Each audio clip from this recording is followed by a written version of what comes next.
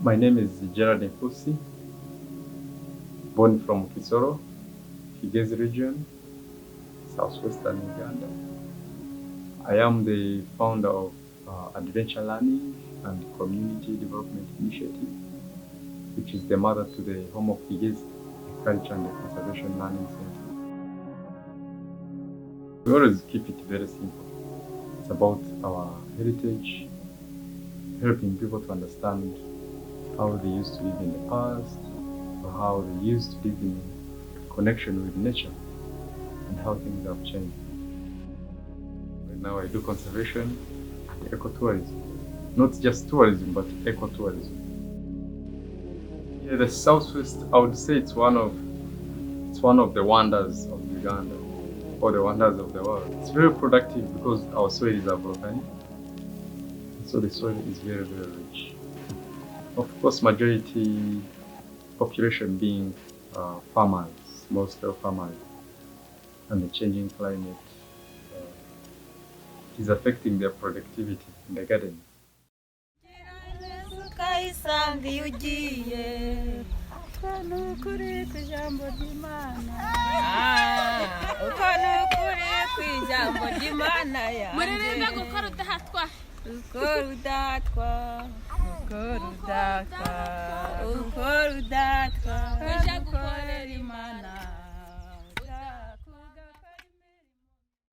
You know, here, like where I'm born, the family, they have like 15 children. Someone of my age, they have like 5 children. So that causes land to be scarce. So the environment is completely getting destroyed. Yeah.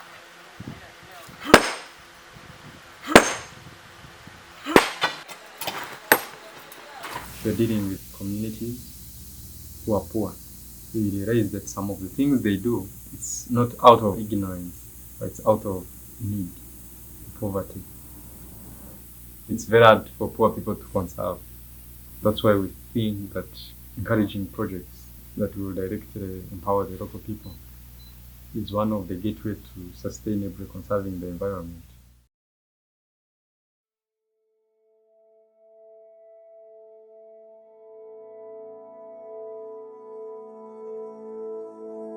Way back, people lived in harmony with nature. And every practice they did was favorable for the environment. Looking back at the time when I was a very young boy, our grandfathers, they used to have like forests. They would plant forests like trees. They knew, like from their grandparents, the importance of trees. But growing up and the increasing population, the trend reversed.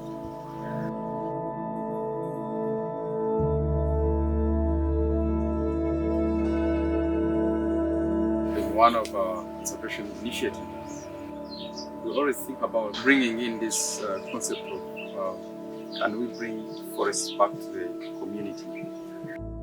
If the roots go down by this size, will the plant be healthy like this? Akana agachi?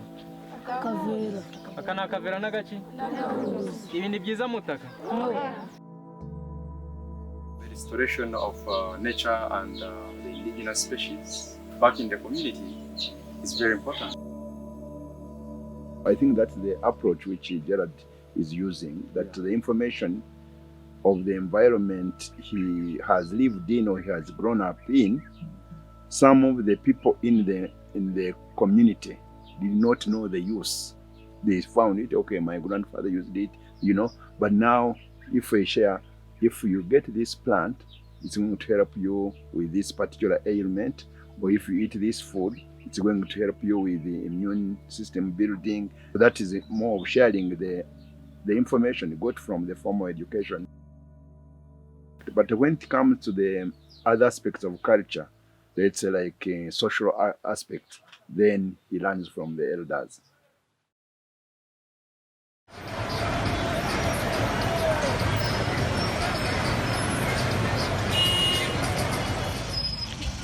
People here, they don't know their culture. I would say like 80% of people around us, they do not know their culture. Growing up, I did not see that as much of a value. People associate culture with backwardness and poverty.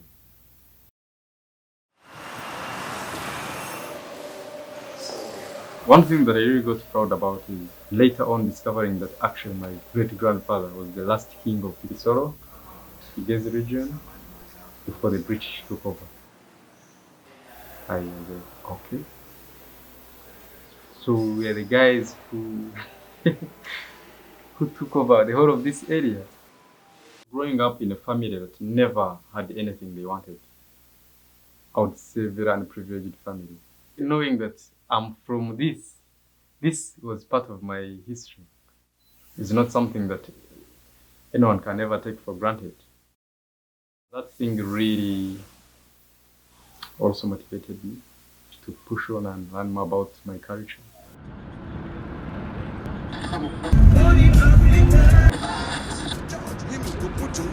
And tell him, brother, away not be so. Them go proud of them name and put them slave name for heading not be so. Them go proud of them name and put them slave name for heading not be so. Color mentality now make you hear me now.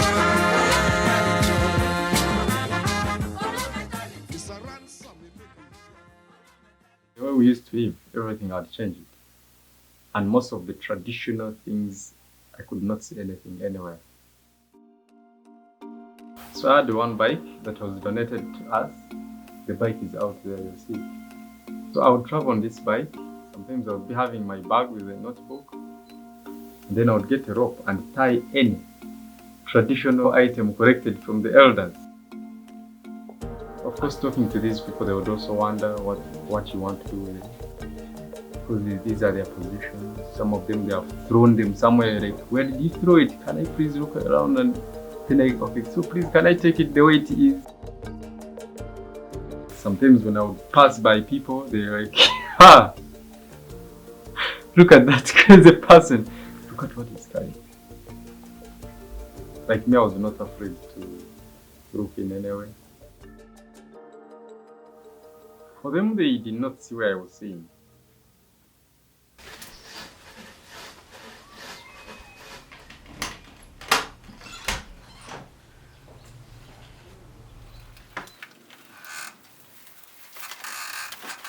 Most of the things you see have been collected.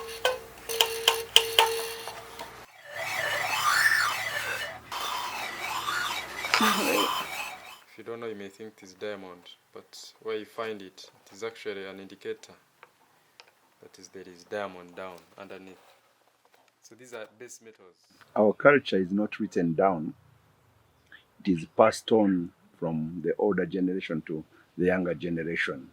So when the old people do not pass on that information, then that information is lost. Learning more about the people, about the environment, the plants, the indigenous plants. Everything I had to learn from them.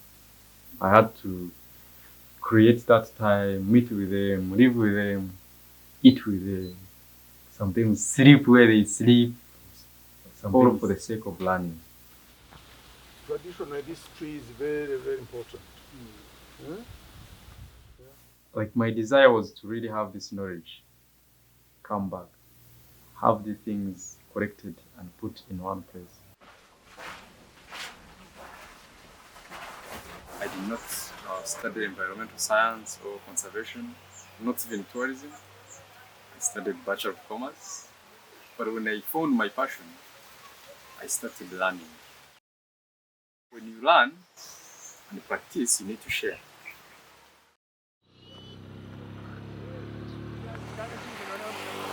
Sharing with someone just a few skills and hoping to follow up and see whether they have actually put them into practice. And then going back and see that they have done even extraordinary. It teaches me that actually young people can also teach the adults. Ni byiza kuko none imyaka tugezemo siko turi gusaza ubu ngubu muri kubyiruka niyo tumugomba kutwigisha ubwenge uwo tutize ko ntanageze mu shuri n'umunsi nabwo siko ukatwigisha ubwenge natwe tukajya tugera abandi bari tukagenda tukavugana n'abantu batuzuye mu rugo neza.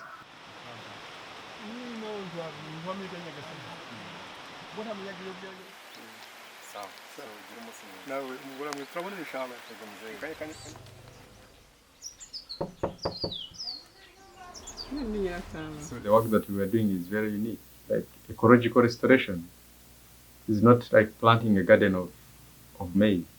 It's different species. Taking care of the ecosystem. It's bringing things together and then also blending it with our culture. Conservation exposed me to tourism.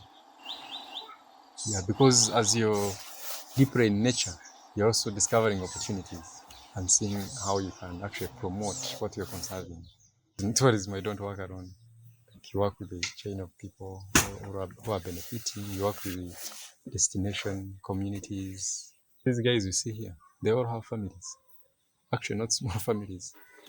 Through this work, his children will go to school. His family will get food on the table. That's why community tourism is something neglected, but actually it is the only answer to community inclusion in the tourism industry.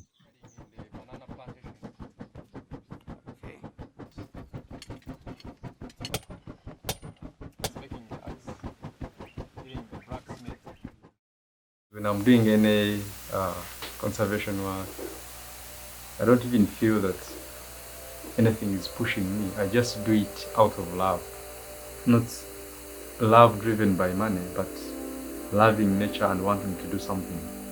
At a personal level, I felt that working with other people, bringing the different minds together can do something. And that is how it started. It started as a conversation, started as sharing ideas, doing something for the community where we come from. Powerful people from Kisoro, they never lived in Kisoro. They all go to Kampala. Partly is because they were looking for opportunities for work. It's a mentality that young people actually took. They think Kisoro is a place for poor people. Kisoro is hilly. It's very cold. It's the worst place that you can ever live. That's why when they go, they never want to come back. I remember for the last 5 years, I decided to talk about Kisoro. And whenever I would talk about Kisoro, because I have followers who are also from here, people would be like, oh, is this guy crazy? You're talking about Kisoro for other people to know? You mean people can travel from everywhere to come and see this? It changed the thinking of many people. Even people who are born here, when they come, they want to take a photo. Sometimes they tell me, Jared, where did you stand? Oh, where do you see these? You know? So I help them to discover their area. They are loving their place. They are coming back to their homes and doing something. If you are focusing on a good job, you'll never find a good job in Kisoro. Unless if you make the good job out of the worst that is there. To go to the worst, turn it into the best. This was a capacity building workshop. Here I was educating women. We haven't got awards, but we have been recognized globally. Many people know the work we do and they appreciate it. We hope we shall get awards maybe sometime. But for the work done, not applying for awards, just for no work done. we believe in having an impact. We want to build something that generations will benefit from, not papers hanging and everything fades out. We want to inspire the world through culture, through cross culture and adventure. People need to discover what they have. People need to discover their culture. That's adventure. People need to adventure. They need to go back.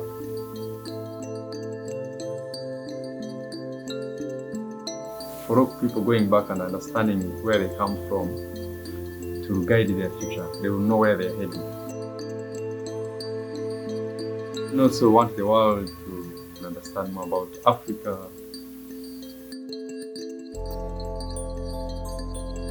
We are halfway, we are not fully there, but we feel this is a lot that has been done.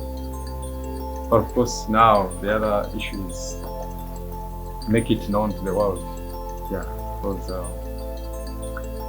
if you sing a song, it has to be heard.